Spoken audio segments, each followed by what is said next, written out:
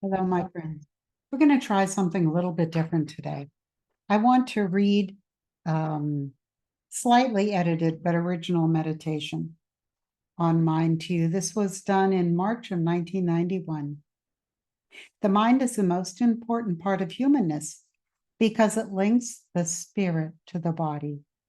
Mind is where that interplay and interchange occurs. Mind is what directs reality. Mind exists within each self-knowing individual. Mind is also collective in the species that does not have individual self-knowingness. So the mind carries the uniqueness of everything. You might not understand how an inanimate object has mind, but it does, because mind is the idea that is carried out from God. Soul is not the ultimate vessel of the self, because soul cannot know the self. The mind is.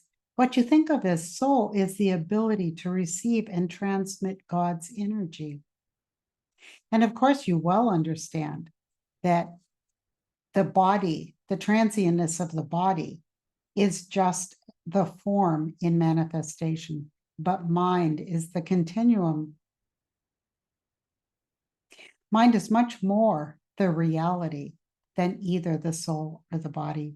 So when we talk about right-mindedness, one of the first things is for the mind to become completely aware of where it is in reality, which is self-realization, is to know the self on every level of manifestation, in each level of reality in which you find yourself. And so the first point and purpose of mind is to achieve self-knowingness. Now, it might be an obvious thing when you're in a body to say that you don't have a lot of problems knowing who the self is, because we identify ourselves so strongly with our body, and I would add our story to this. But as you know, when you are out of your body or dead in the continuum or before life, mind is tangible and a very accurate way to identify ourselves. So the function of mind when you're in a manifestation is to become aware of our continuous reality. Awareness of the overall point and purpose of our physical journey, the awareness of the continuity of the self beyond our immediate experience. Your mind knows who you are, where you have been, and where you are going, not in terms of knowing the future, but in terms of knowing the overall patterns that you are seeking either to have in your life so that they can be resolved and dealt with, or the patterns that are repeated in lifetimes until the achievement is reached.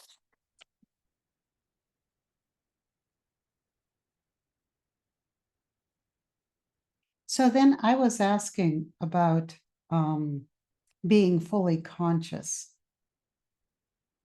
They say truly sane people are present.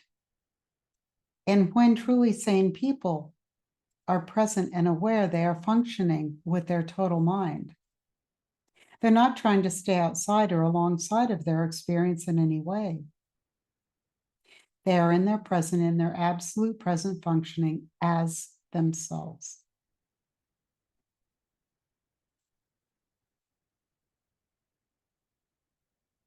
This being out of your mind occurs when you feel uncenteredness about yourself and your activities. And then you're not centered in your mind. You're not working within that core. But how can we exist and be aware of this and yet not be functioning? Walking around, not really functioning. He says, mind is at the core of the onion. All these layers of trauma and misinterpretations of experience. Your, meaning me, desire to be mentally healthy is a desire to operate from within your mind and to be aware of the continuous flow of information that comes in your mind. a lot of people call mind intuition because it is the information seems to come up in an intuitive flash. Intuition is the accessing of the pool of information that is embodied in the mind. And more that anyone endeavors to improve and use their mind and intuition, the more information is stored there. You continuously get confused between mind and brain. Many people function from the brain. This is where you were getting confused about how you can be walking around and functioning somewhat without tapping your core mind. The answer is that with the body comes the neurological ability to survive and exist in a very individualized sense. And so when you're using your brain to do something, say a menial task of living, the things that don't require a lot of figuring out or any type of creativity, activities that don't embody a challenge, like maybe a non-competitive playing of a game or a sport, or mindless physical activity, like I was doing aerobics back then. When you're not thinking and just moving around using your body, that's more brain activity than mind activity.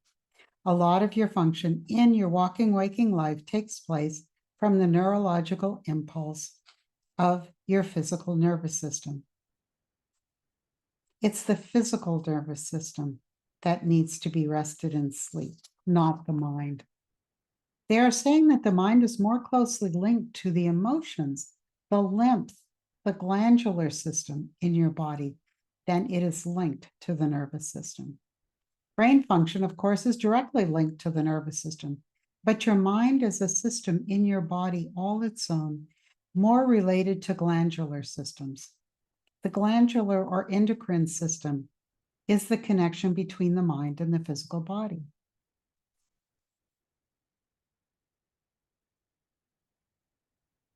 You need to integrate these two ways of experiencing reality with the brain and the mind, is what they're talking about. One should not be to the exclusion of the other. Some people have a very good blending of mind and brain, and they don't think it's anything unusual or unique to have a functioning mental and emotional capabilities. Now, these, of course, are people most often who are raised in an indigenous culture where mind is not overruled, where creativity is a part of their everyday life. When indigenous peoples, with indigenous peoples' knowledge, there is much more that meets the eye to their lives. They knew this. They were not relying completely upon sensory input for their interpretation of reality. They realized that there was a lot more going on than one could see. So a lot of the ritual or shamanistic ceremonies too were not just a celebration, but to evoke the collective use of mind and not brain in a group.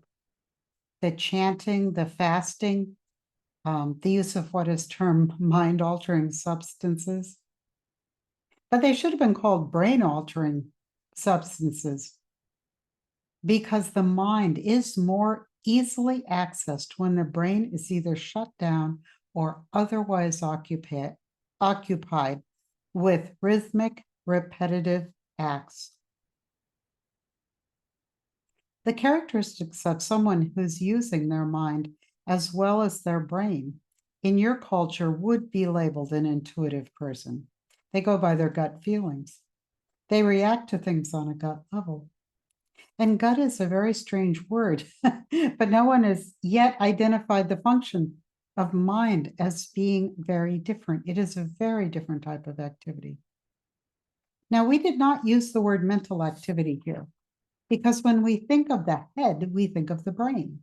And we think of it coming from that area, the mind, but it doesn't. There's so much more here. Now, in this meditation, I wanted to make sure that we got the basic definition of mind versus the basic definition of brain. And he's saying that the brain is the physical accompaniment of a functioning body. It is the system that is the impetus for the involuntary heartbeat, breath, and movement. These are functions of the brain.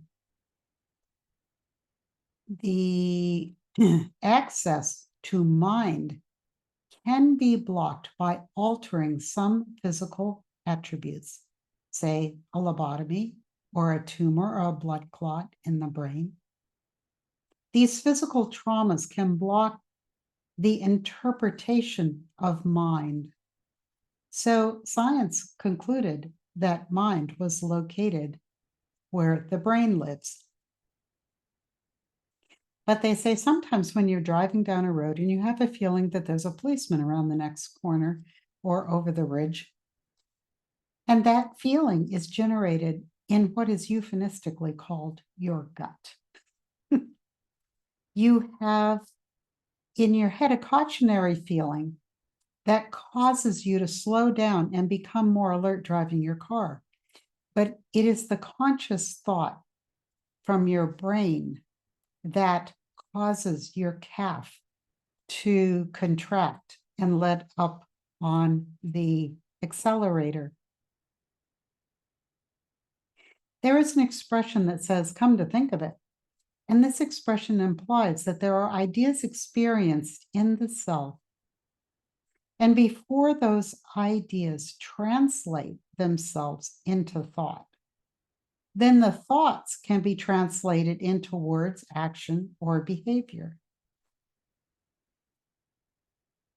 So every endocrine or emotionally generated impetus or idea has to be run through the nervous system before any activity can take place or any response to the endocrine impetus of the mind. Now, a good example of mind versus brain is going on as I was sitting there in the meditation. You are rubbing the toes of one foot against the toe of the other foot, perhaps because you're a little bit cool in here to keep the circulation going.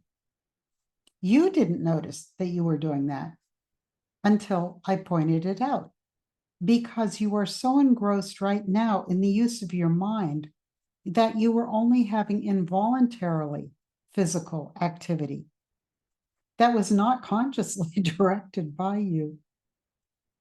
I didn't mean you had the thought, well, my toes are cold, so I think I will brush one foot against the other in an attempt to keep the circulation going. None of those thoughts went through your brain, and yet you've been deliberately and repetitively moving your feet.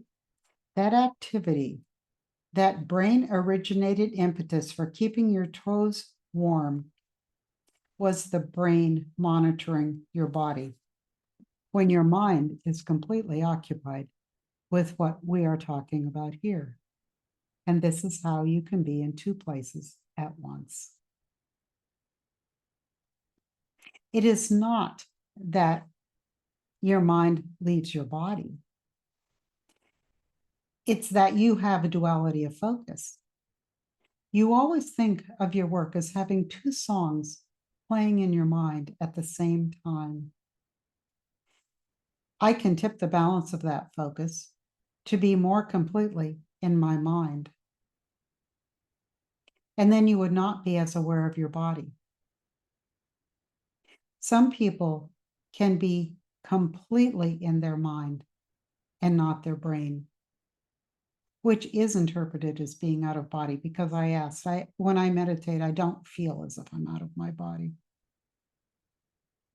And then I ask, where does this fall into the organization of the left and right sides of the brain? And the answer comes, yes, the interpretation that is processed through the brain of mind activity, the interpretation is done on the right, where the resulting activity, where the conscious directing of activity comes through the left side.